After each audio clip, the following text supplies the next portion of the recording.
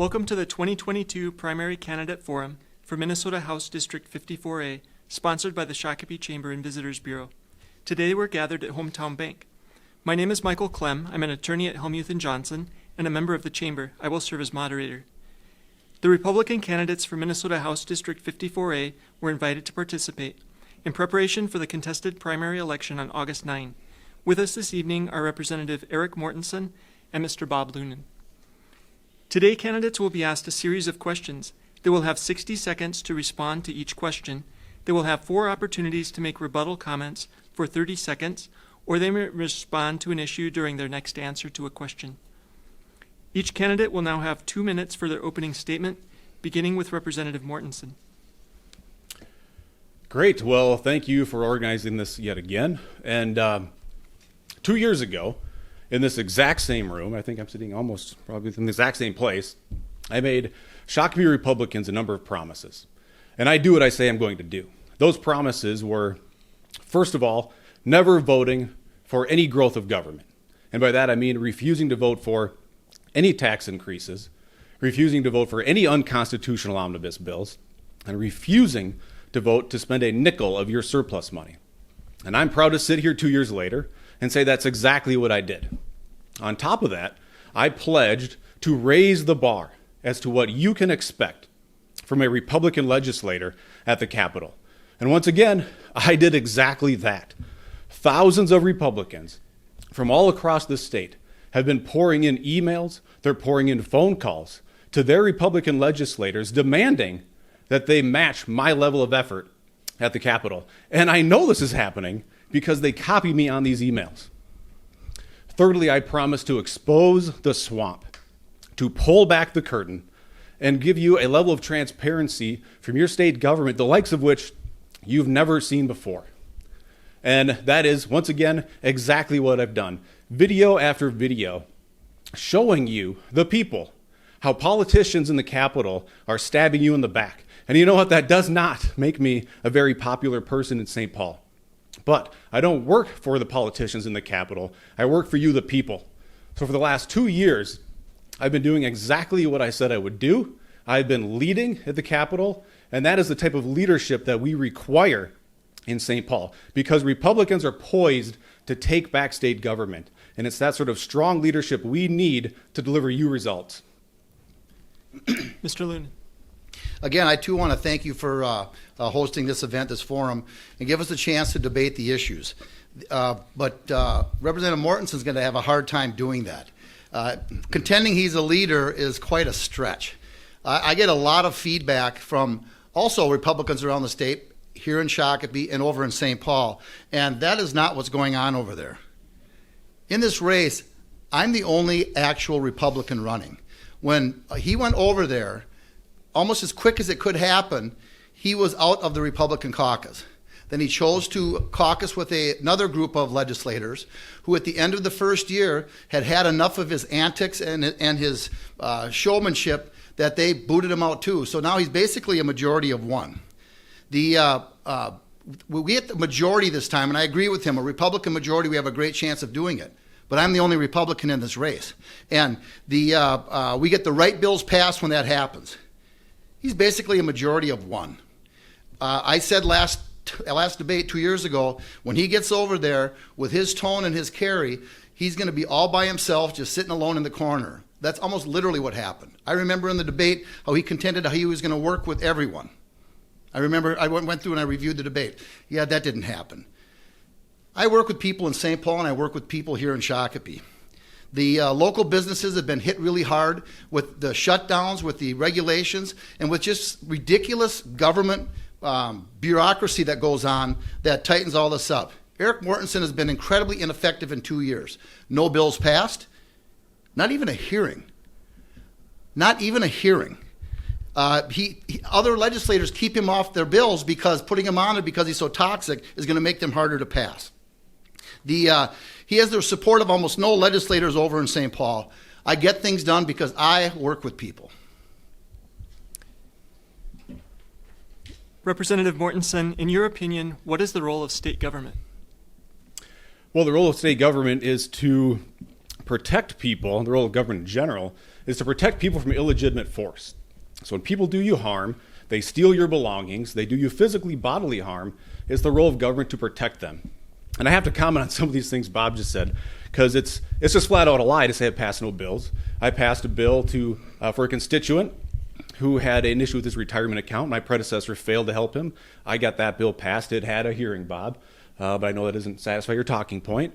I passed another bill to help another constituent who was trying to sell food out of her home. So this is just a flat out lie. In fact, I passed more bills than 90% of the Republicans in the state house, and that's being in the minority. So that is just flat out not true. On top of that, I'm not alone by any means. I broke a fundraising record last year. Over 1,400 people donating to my campaign because they've been energized in this liberty movement that we've been building. So I may be alone in the Capitol because politicians don't like me, but I don't like politicians either, so I can live with that. Mr. Lunan, in your opinion, what is the role of state government? Well, it's to do public good, and it has to be funded in a public way. I'm going to respond to his bill he passed. It was actually Senator Pratt that got that done, and who was able to arrange the hearing. It wasn't Mortensen. And as far as the fundraising, the talk about the swamp, he went out and contracted with a professional fundraiser from out of state to help do that very thing. My campaign is more grassroots. When we take a look at the role of government, one of the things we have to do is we have to listen to people and find out what some of the needs are, what we can do. I don't think government is to do everything for everyone. Actually, right now, I think one of the best things government can do is to get the heck out of some of these businesses' ways, to let them get back on their feet after COVID and get back going again and start creating better jobs. We need to keep an eye on the public education that has been frankly falling down, and spending money irresponsibly, not getting any results. Mr. Lunan, what makes an effective legislator? Listening. You have to listen to people whether you agree with them or not, which is one of the big differences between the two of us.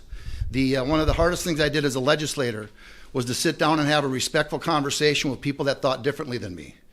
Many times I did not end up agreeing with them, but I better understood their point of view. And then going through, and how you vote isn't the mainstay of a legislator. It's how do you make bills better, because there's a majority and there's a minority in the Capitol, and there always will be. There's always going to be Democrats. So if I am in the minority, I'm going to go in and I'm going to work with different legislators to see if I can get provisions in the bill that are going to make the bill better. Everyone knows going in, and he'll tell you this, everyone knows going in what the votes are going to be, because the Democrats are going to vote with the Democrats and the Republicans are going to vote with the Republicans. That's just the way it is, whether you like it or not. Representative Mortensen, what makes an effective legislator? Yeah, well, I think this is a common misnomer that Bob perpetuates as well. What they would have you believe is that politicians hold all of this political power, and they need this lie to survive in order to suppress the people across the state, across the nation. I see as an effective leader as being somebody who empowers the people across the state. That is where I've taken my message, and that is where the people have been overwhelmingly supportive of that. So it's been my mission, especially being in the minority, to make sure I focus on the people, empowering the people with the knowledge that they need to hold their elected officials accountable. And then I think it's leading by example, which is exactly what I've done at the Capitol when I've refused to vote to spend even a nickel of the people's $14 billion surplus. Whereas my opponent, when he was in office for 4 years, he voted to spend every single nickel of a surplus. Yes, you may use your rebuttal. I'd like to rebuttal that. First of all, the government grew more when Mr. Mortensen was in office than any time I was in.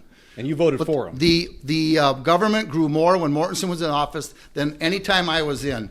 I was working behind the scenes with legislators. That's the difference. That's what makes an effective legislator, is to do that. The contention that you're leading any big championship cause is just ludicrous. Everybody can see in the news.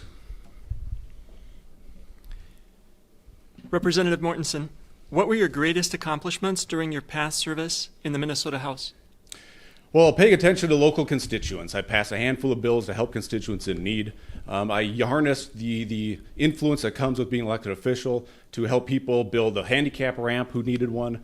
And then I think the biggest accomplishment is literally dozens of people from all across the state have reached out to me and said they want to join me at the Capitol. They appreciate the fact that I'm actually got a backbone. I'm fighting for our values down there. So there's about 20 liberty-minded legislators or candidates that are now running for office. And then Bob saying that government grew under my watch is so funny. Do you think the people are that stupid, Bob? I mean, I voted against Look these it up. things. I don't need to. I voted against this growth in government. Bob voted for 10% increases in budget. So to say that I'm somehow to blame is absurd because I voted against every single growth in government. Bob voted for 10% budget increases when he was in office. Mr. Lunan, what were your greatest accomplishments during your past service in the Minnesota House of Representatives? I got myself up to speed on budgets, and I was able to go in, work with legislators, and cut some of the waste that was out there. For instance, there's a lot of deputy commissioner positions that there's nobody there. And all of that funding still goes to the department. And when the union would negotiate a raise, that vacant position would get a raise also. Because I could work with other legislators, I was able to get that provision in the bill. That's the difference between us. I'm working with other legislators to get things done. Now, my voting for a 10% raise is BS. There's all of these things I took out, and just one provision alone, it was $1.7 million we took out out of the Human Services bill that didn't hurt anybody because there was nobody there. You know, that we have the budget surplus, but there's a whole bunch more waste in the state budget that needs to be looked at. And that's going to take collaborative working at the Capitol. That's the difference between us. Mr. Lunan, being an elected official is a busy and time-consuming profession. How do you ensure that you are engaging with your constituents on a regular basis in order to address their priorities? Well, it's not done through posts online. I've been a businessman here in town for 40 years, a Main Street businessman. I've coached many people, kids, or I've coached them. I interact with people all the time. I'm involved in the community. My family's involved in the community. It's through communication. Again, the word is listen.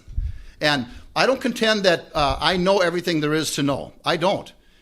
In every conversation, I'm responding to understand, not responding to or listening to understand rather than trying to get a response and get my point in. I don't think I know everything. Again, there's a difference between the two of us. Representative Mortensen, being an elected official is a busy and time-consuming profession. How do you ensure that you are engaging with your constituents on a regular basis in order to address their priorities?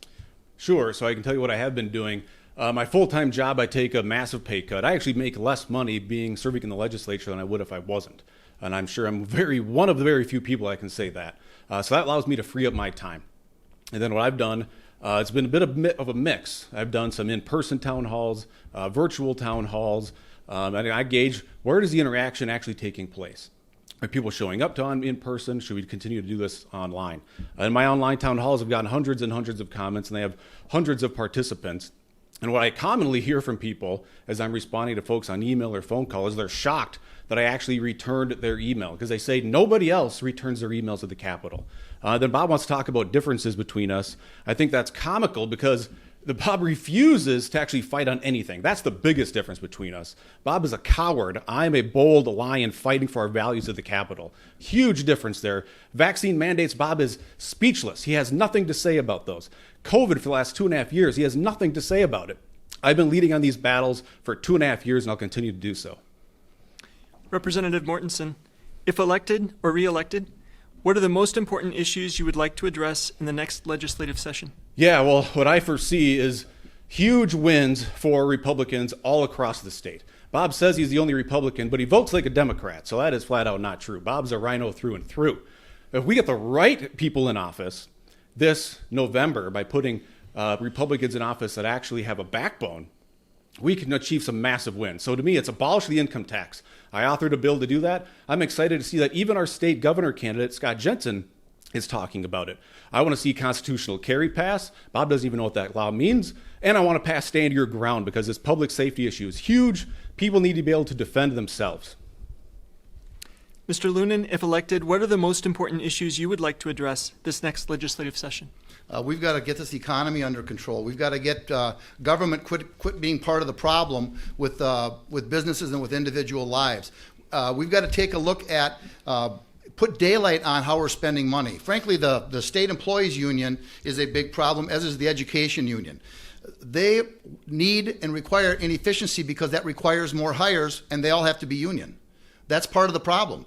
And is it easy? No. but you have to work with people. Him coming in and saying, I'm going to fight, and I got people all around the state telling me this, but that's sure not what I'm hearing. You got a bunch of people that are just sick of all his squawking and chest beating, and he gets nothing done. He spends the whole first year barking that they were closing down the Capitol, and then when they opened it back up, he rarely showed up. And it's just a misnomer. It's such a double standard that it's actually a form of lying. Mr. Lunan, how would you approach an issue that is important to your constituents if you personally disagree with the majority opinion? Well, first of all, again, you listen and you find out, okay, why is it important to them? I don't live in ink. I'm constantly evolving. I'm constantly trying to learn. The more experiences I have, the smarter I become. The smarter I become, the better decisions I can make. That has helped me in the legislature. At some point, my experience was most people took the jerseys off, the Democrat-Republican jerseys, and there were people that wanted to get good things done. We had different perspectives on how to do it, but many of those things we wanted to get the same things done. So having a difference of opinion, those people are going to be out there. There's always going to be Democrats. There's always going to be people that think different than me. We need to at least get done what we agree on. There's nobody I totally disagree with. So let's at least get done what we can get done. That's one of the differences between us. Representative Mortensen, how would you approach an issue that is important to your constituents if you personally disagree with the majority opinion? Sure. Well, I think what makes me very unique, certainly as I observe politics, is I actually do what I said I would do. So, and I've learned this lesson many, many times. I'm sure Bob has too. And you learn it 20 times a day in politics. You'll never make everybody happy. As much as you may try, it'll never happen. So I stand firmly where I tell you I stand. Now, that everybody might not agree on that. And then as far as Bob saying I don't go to the Capitol, I'm still going to the Capitol every Tuesday. In fact, I was the only one who ever showed up and never wore a mask at the Capitol. Another example of actually having a backbone where Bob would have slapped that mask on so fast and complied to Speaker Hortman's mask mandate just to kowtow to leadership. That's the difference. I'm willing to buck leadership and take principled stances. Bob is a go-along-to-get-along Republican who will do nothing meaningful to rock the boat and change things at the Capitol. Representative Mortensen, how should the legislature respond to the state budget surplus next year?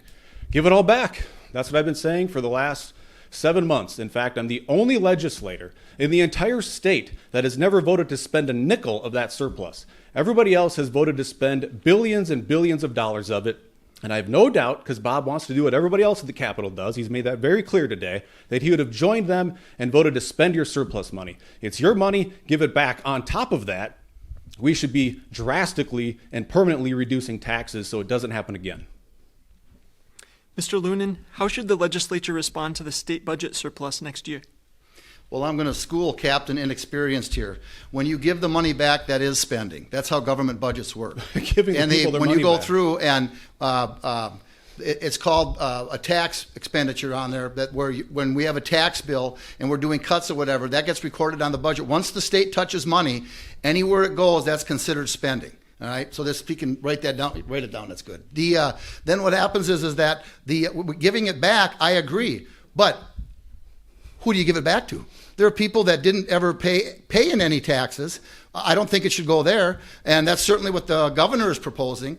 This should be laser targeted good that we do with returning that money back to the taxpayers. But that's what money for veterans does. That's what that bill was about that he voted against. That was giving money back to those people. And he just votes no about it, and it just oversimplified existence that it thinks it's binary, it's just black and white. It's not. Just like omnibus bills. You have to have enough wherewithal to understand the bill. First, you got to read the bill and find out if it has more good than bad or more bad than good. Can I do a rebuttal to this? Omnibus bills are the way government grows exponentially. And this is something that Bob has voted for every single omnibus bill in his 4 years in office. So I'm not surprised to hear that you don't mind omnibus bills. The people are pissed off. They want them to come to an end. What happens is they politically weaponize these bills. They put good stuff, they put bad stuff, then they dare people to vote against it. And Bob doesn't have the backbone to vote against it. The only way we bring this ridiculous practice to an end is enough legislators like myself to stop voting for them. That's how we break these things down, and that brings accountability to government. Mr. Lunan, many economists agree that we are facing a high risk of a recession. What should be done to accelerate economic growth in Minnesota? Well, we've got to watch interest rates. I want to respond to is I vote for every omnibus bill. You did. That is not true. It is true. And that's just all of the lying. Him and the Mort Panzies all keep spewing out there, and I think if they keep saying it enough, it's going to stick. But the recession, we got to partner with businesses on this. We've got a workforce shortage. We've got a delivery system shortage. Government can play a role in improving some of this, sometimes by getting out of the way. Usually by getting out of the way. We aren't going to regulate our ways out of this. Capitalism is what's going to solve this problem. And we got to put the wind on the capitalists' back so that they can go, the job creators, the good job creators, the people that partner with public education and private education so that they're putting out students that are going to be a viable workforce that all of these employers here in Shakopee are looking for. That's what we should be doing to avoid a recession or minimize what pain it's going to cause. Representative Mortensen, many economists agree that we're facing a high risk of a recession. What should be done to accelerate economic growth in Minnesota? Yeah, it's a shame that Democrat policies had to slap us in the face this way. This is all very predictable. A lot of us predicted it a year ago, some people years and years ago. Austrian economists have been predicting this forever. When you inflate the monetary supply, you're going to get this inflation. But the answer isn't all that difficult. We need to encourage savings, encourage productive behavior. So we should be dropping taxes. I've got a handful of bills that would abolish a handful of taxes, including for the business people out there, the fiscal disparities tax on your property tax bill, which is a massive chunk of it. And I just have to note that Bob said he doesn't want you to have your surplus back. And he's railing on me for voting against a vets bill that spent your surplus money. So evidently he would have voted for that bill and spent your surplus money. I'm going to rebuttal that. First of all, again, this spewing out the lies. I have never said that the people don't get the surplus back. It just gets old. I don't want you to take my eye out with your nose. Don't look right at me, Pinocchio. How we give it back, there's a right way and there's many, many wrong ways to give the money back. That's what we do with that money. We don't just carte blanche turn it loose. You know, the simplification, I'm going to eliminate income tax. Okay, how do we fund police, fire departments, and all of that? He loves talking about all the candy. He doesn't want to talk about the stomach ache. We have lots of other taxes, Bob. I guess you're not aware of that. Representative Mortensen, what are the top issues regarding policing and public safety, and what reforms do you support? Yeah, I think police have been villainized over the last several years. That's obvious. But I do support a handful of police reforms, and I don't even think they're police reforms. To me, this is just a constitutional right. These are civil rights issues. So I co-authored a bill to end no-knock warrants. I checked in with our police chief and our sheriff. They say they rarely use these things. To me, no agent of government should be kicking down your door in the middle of the night with guns a-blazing. And I was actually co-authored a bill that passed, Bob, that overhauled civil asset forfeiture. So I'm proud to say that bill became law, and now fewer people are getting their cars taken from them by the police. Mr. Lunan, what are the top issues regarding policing and public safety, and what reforms do you support? Eric Mortensen has passed nothing. I'm just going to start with that. Police reform, first of all, we've got to do is we have to create a mechanism where we can deal with the bad cops, just like a mechanism where we deal with bad teachers. And the unions, part of their role is to defend those people, and it's problematic. The police are not the bad guys, and we've kind of gone with that optic here, and anybody with a normal existence does not think that. They play an incredible, vital role. We are so lucky here in Shakopee to have the police force we have, which has created the reduced crime environment they have. And seeing how they reach out and put all this effort into communicating and actually being a person with the community. That's going to come from the inside, from the good leadership, that's going to happen. Mr. Lunan, should the state legislature regulate the purchase of firearms by individuals? If so, what regulations do you support? Well, they already do. I'm a youth firearm safety instructor. I support responsible gun ownership. Frankly, as a gun owner, bad gun owners are a real problem for all of us good owners. Not everyone should have a gun. So there does have to be some kind of filter that the guns aren't falling into the hands of these people that they shouldn't be in. I don't know if anybody can argue with that. Going through, I'm not for the red flag law. The way it's written is there's no background, there's no due process in it for what's going on. And everything I've seen so far as gun control measures are simply taking guns out of good people's hands. Well, it's not going to make it better. That's actually going to make it worse. Now he's going to go back and say, well, I didn't support the constitutional carry bill. I don't support the constitutional carry bill the way it is written right now. Not everyone should be able to buy any gun and carry it anywhere. There are people that shouldn't have guns. Representative Mortensen, should the state legislature regulate the purchase of firearms by individuals? If so, what regulations do you support? Yeah, well, Bob is right. They already are regulated. I mean, I would challenge whoever submitted the question to go out and try to purchase a firearm, and you will go through a background check. And I guess Bob maybe should go out and buy a gun and understand the process, because constitutional carry law does not change who can buy a gun. And I guess Bob needs a schooling on this. He's anti-constitutional carry, but he doesn't understand the law as it's presented. I think it's in 27 states now. Constitutional carry simply does this. It says you don't need a permission slip to carry your firearm. Constitutional carry does not change who is eligible to purchase a firearm, Bob, just so you know. But it's good to know you're against constitutional carry, because I saw something on the other day that said you were for it. So I'm confused. I'll rebuttal. I'll go ahead and I'll take the bait. On the Constitution, again, he can yak Second Amendment. I'm actually living it. I do the hunter safety courses I've been doing for almost 30 years. And hunters have guns, and the shooting sports and all of that. And I have spent a lot of energy and a lot of treasure in making sure there's responsible gun ownership. Not everyone should be able to carry a gun anywhere they want. Representative Mortensen, what is your position regarding abortion, and what should be the law in Minnesota? Well, I authored a life of conception bill. To me, all life is precious, and that's where I stand with it. I author life of conception. Any opportunity I could in the Capitol, I voted to protect life. And of course, Bob, he's going to deny it ups and down, but you can't change the past, Bob. On May 25th, 2017, he voted for Senate File 2, a 1,000-page Health and Human Services omnibus bill that I'm sure he didn't read, but leadership told him, you vote for it, because we got to pass it, because they have the majority. And that's the problem, and what people are pissed off about is Republicans in the majority, they don't act on the values that they claim to have. So Bob voted for this bill. It publicly funded taxpayer-funded abortions, and even Senate Majority Leader Paul Gazelka, the former majority leader, admitted as much on video that the legislature has been doing this. So you can't deny it, Bob. It's happened. Paul Gazelka admitted it. Mr. Lunan, what is your position regarding abortion, and what should be the law in Minnesota? I'm against abortion. We have to have conversations, though. Women's reproductive rights are valid, but there's two lives involved, and we have to have that conversation and acknowledge that. And the other side can't.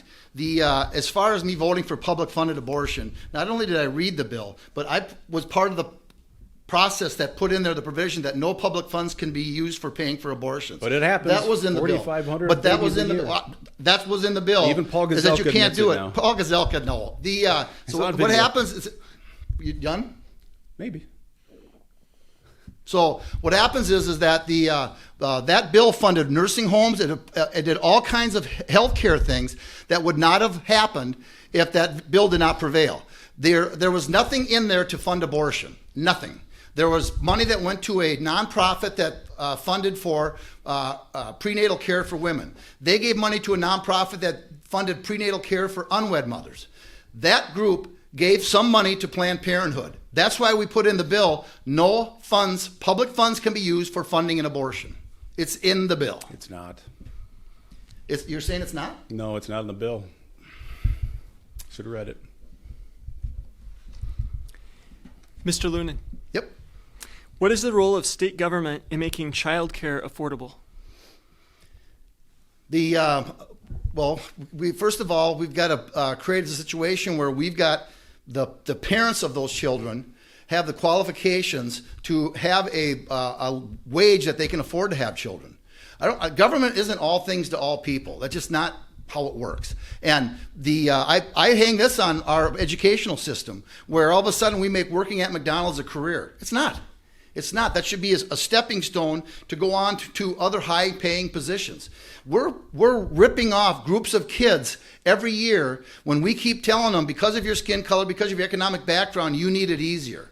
They are just as intelligent as everybody else. We're kind of denying them that sense of that ownership in that, and getting those household incomes up. Now, when we go through and the daycare thing, a lot of families have to make sacrifices, financial sacrifices, once they make the decision to have children. That's part of the package. That's part of the omnibus decision you make as a parent. Do we have kids, or do we have 2 cars, a boat, and a jet ski?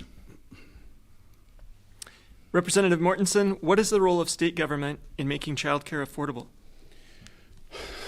When it comes to all of this affordable housing, affordable childcare, affordable, fill in the blank. I think the best thing we can do, instead of looking to government to solve these problems, is to realize the fact that the best way to make everything affordable is to increase everybody's wages and decrease the cost of things, which is not that difficult if we abolish the income tax. Suddenly, everybody's earnings go up, and everything becomes more affordable. We need to reduce the size and scope and burden of our state government, which leaves more money in the pockets of every single Minnesotan.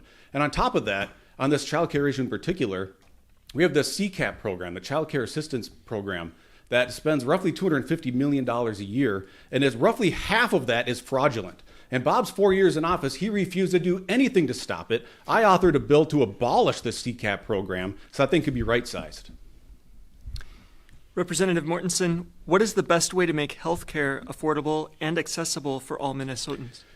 Yeah, here we go again with the affordable. I mean, these are what we talk about all the time. And I think when it comes to healthcare in particular, we need to recognize that health insurance, especially after Obamacare passed, health insurance doesn't really exist anymore. Health insurance has become prepaid medicine where you're paying for these things in advance. And I think the people paying the premiums know this is the reality.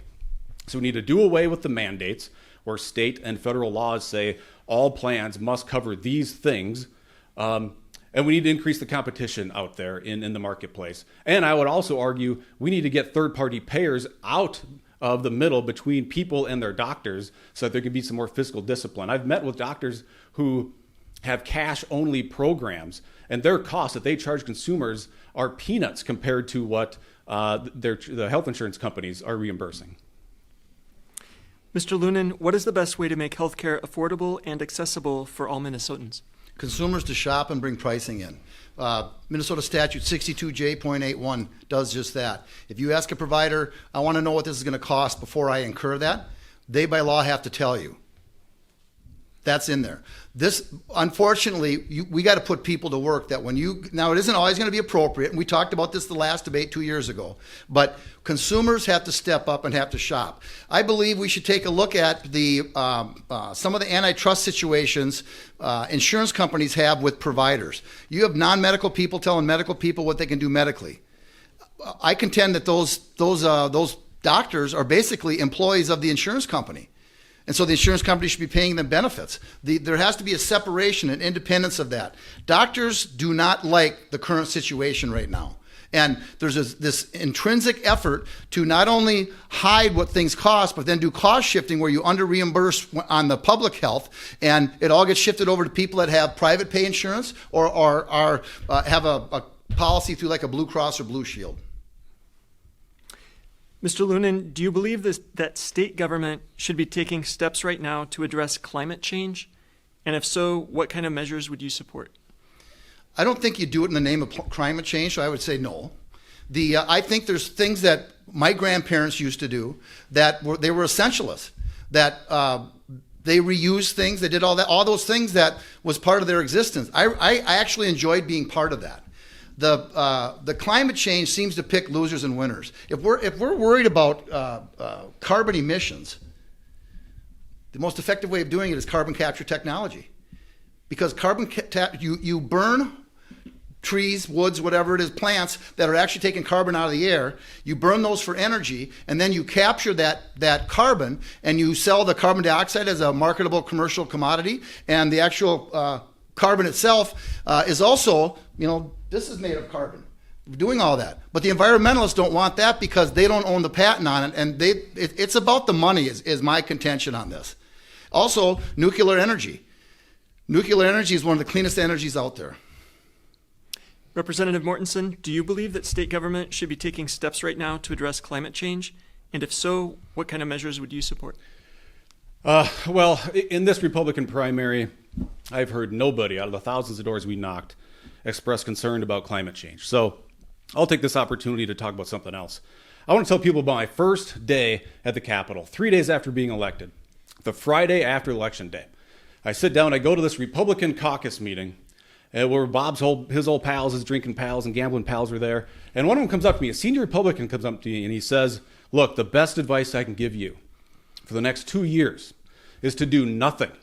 He said, don't do anything the next 2 years. That is the example of the people that Bob wants to go back and join. The people who say do nothing. Now, of course, obviously I didn't do nothing. I didn't take his advice. I forced a vote on the very first day, minutes after being sworn into office, to end Governor Walz's peacetime emergency. It was the most pressing issue at the time, so I refused to listen to party bosses that say things like, do nothing. Representative Mortensen, what changes are needed in state support for post-secondary education? Well, I guess more...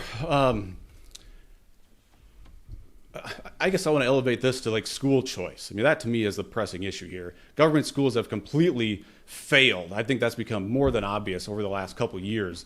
So I think bringing awareness to school choice being a huge issue. We've got critical race theory in our classes. We've got this gender identity stuff being pushed right here in our schools. I've had constituents reach out and talk about that. These are the things that Republican primary voters have been talking about when I knock on their door. And then we have a school board that has run roughshod in Shakopee by firing people. Someone who worked at this bank actually was forced out of her job because of a Facebook post criticizing our school board chair. These are problems that people actually care about and are talking about. And that's why school choice is critically important, so we give people and parents options. Mr. Lunan, what changes are needed in state support for post-secondary education? Refundable tax credit for private school tuition. And what that does is that means for every dollar they pay in private school tuition, their state income tax is reduced. And if they're low income, that reduction can go actually past zero, where they're going to get funding for that, the people that need the funding. That education is the shovel that's going to get people out of the hole. Just effective education, rigorous education. And in many private sectors, I see that. In some public sectors, I see that. In most public sectors, I do not. They're so busy celebrating something or doing this rather than teaching the kids to be a viable workforce, that you get your work done when it's supposed to be done, you show up when you're supposed to show up, and there's a little thing called a boss you're going to have someday. Right now, we call it a teacher. I'd like to rebut this. I think it's noteworthy that Bob's first response is government. Government's the answer, a refundable tax credit. I have a bill that takes a completely different approach. Economists at the Center for American Experiment have expressed interest in doing a story on this. My bill, it's the only kind in the country that does this, and it helps in all sorts of capacities. It makes our income tax voluntary, where you don't have to pay an income tax. Instead, you can make your own investments in education, in nonprofits, in charities, and helping people who need access to child care if they're low access to child care. That is the only bill of its kind, and it takes and it creates competition within government, the kind of competition it's never had. Mr. Lunan, do you support the legalization of marijuana, and why or why not? Right now, I do not. I think it's going to happen. I think there's a lot of questions that need to be answered, and I think they are going to be answered. I'm an insurance agent. One of my concerns is people that are altered driving. Well, how does that work? How do we don't have that figured out yet. I'm also concerned we have to have a conversation about some of the social ills that already come from addictions, and the evidence that's out there showing that cannabis potentially could be a gateway drug for some people. And we have a lot of conversations. We got to work together. We got to listen before we can get to the point where I feel that should be legalized. But I do think it's coming. Representative Mortensen, do you support the legalization of marijuana, and why or why not? Yeah, I do support it. When it came up for a vote last year, the bill went through, I think, 9 iterations. I wasn't the biggest fan of the bill, but as I promised the people, and I do what I tell you I would do, I broke down the bill and went, does this provide people more liberty, or does this provide more power to government? At the end of the day, I realized this provides more liberty for people. So I voted for legalizing marijuana last year. I think, generally speaking, government prohibition of things like, liquor. I think we'd all look back to the 20s and realize prohibition of liquor was an ultimate failure, and I think we're seeing that and realizing it for marijuana as well. But I do think that we have to do it the right way and look at what other states have been doing, so we do it in a smart way. So, okay, just get when he talks about voting to legalize pot, that bill had multiple provisions in it. That is the very definition of an omnibus bill, the very thing that he thinks is unconstitutional. All of those provisions were single subject, though. That's the rules. And him going through it as the purist going, I've never voted for an omnibus bill, and Bob Loonan voted for everyone. Both of those are lies. Both of those are lies. And it gets old. It's not frustrating yet, but it does get old just listening to this constant harping and them taking one little aspect of something and contending like that's the whole thing. Representative Mortensen? So I'd like to rebut that. So, yes, some omnibus bills are constitutional, correct. And that's why that passed constitutional muster for me, because I can tell you I'm the only one of the Capitol who takes his constitutional oath seriously, which means I've had to take some very tough votes. But I take that very seriously, and so I felt fine voting for it. You agree it's constitutional, but most of the omnibus bills, when they cram all sorts of subjects together, are completely unconstitutional, according to Article 4, Section 17 of our state constitution, but that's never let Bob get in the way of voting for anything leadership tells him to do. Final question. Representative Mortensen, do you support the legalization of sports betting, and why or why not? I do, and to me it's an issue of overall it provides more liberty for people than it does empower government. The bill that came up this year, it was a very crony capitalist bill that carved out a handful of people would be able to participate. So I ended up voting against that bill. To me, it should be decriminalization is the solution when it comes to sports betting. Mr. Loonan, do you support the legalization of sports betting, and why or why not? Well, right now, as it stands right now, it's not where it should be. And I go back to my contention is that as a legislator, you have to listen and you have to have respectful conversations and relationships with people over there. Again, that's the difference between us is I can have those conversations with people that don't think like me or don't even agree with me necessarily. And we can end up with an ultimate product that's going to get voted on that has the best chance of doing the most good and have the least amount of unintended consequences. In my business, I deal with families that through gambling addiction run into a lot of problems. I think they're going to access that regardless of whether we legalize this or not, but there's a best way of doing it and a lot of bad ways of doing it. And we just got to have the conversation and not get all hyped up about it. So I need to take a moment here and talk about the Capitol and what it really is and why Bob really wants to go back. This is the hard truth that people don't want to hear because it's not what you've been told your whole lives. The Capitol is a club. It's a good old boys club where they feel very special about themselves and they feel very righteous about themselves. And what they end up doing is they care more about their relationships, like you hear Bob talking about. They care more about their relationships with their fellow politicians, and they're more trusted, or they care more about that relationship to those politicians than they do about you, the voters, or the issues that they campaign on. That's why people at the Capitol don't like me, because I don't protect them. I expose their traitorous activities. I got to do this. I think we've used up the rebuttals, but we're moving to closing statements, and you're up first, Mr. Loonan. Okay. You have 2 minutes. Thanks. All right. The choice is down to this. First of all, you go online and you're going to see the difference between the two of us. Those of you that haven't done your research yet, and I don't know how many people that is, there's a lot of noise coming from his side. I've worked almost 40 years in Shakopee, making it a nice place to come to, raise your family, and start your business. I volunteered.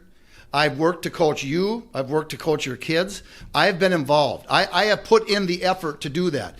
I come from a small town. That's where that comes from. I talk to businesses that are spending a lot of money branding the Shakopee area into the friendly little community it is. Eric Mortensen has really tarnished that effort in the last 2 years. And the feedback I get is it's just a bad carry. Not only does he not get along with anybody, but he brags about it, which that's what he is. That's the choice. That's the difference between us.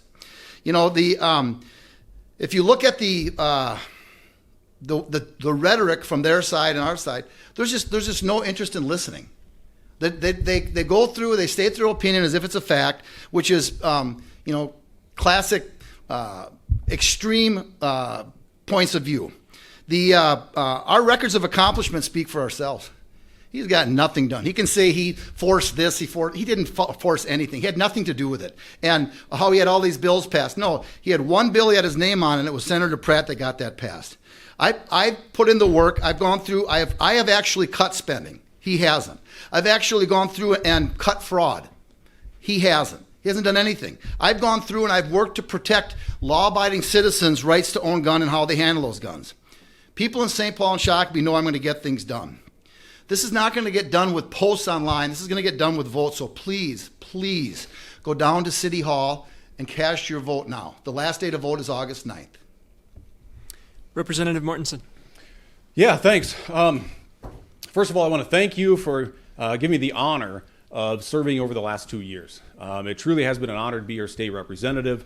My kids are the fourth generation Shakopeans. We have roots in this community.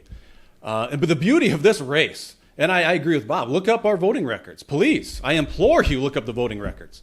Because the beauty of this race is now that we have both served in the House, nobody has to guess how we would behave in the Capitol. Nobody has to guess how we would vote.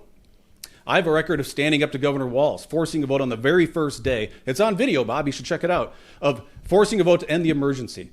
I have a record of voting against every single unconstitutional omnibus bill.